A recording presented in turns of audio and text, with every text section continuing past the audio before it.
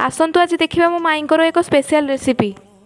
आज सकाळु सकाळु ब्रेकफास्ट तैयारी करने को माँ जो रोसे घर को जाए तो देखला बासी अरुआ पाखल अच्छी कहला आकु खाई हेबनी। मु कहली माँ ताकू पकाना, माई जमी बासी अरुआ भात कांजी करती सेमिति करदे। माँ कहला ठीक अच्छी बनई दौछि।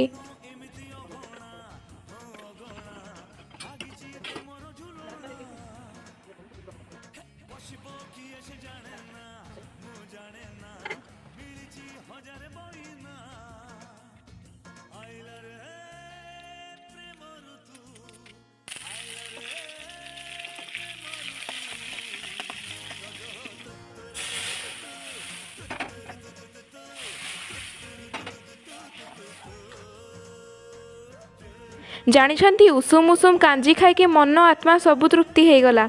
हेले मो माई हाथ तियारी कांजी कौन पाई के जानी बहुत टेस्टी लगे।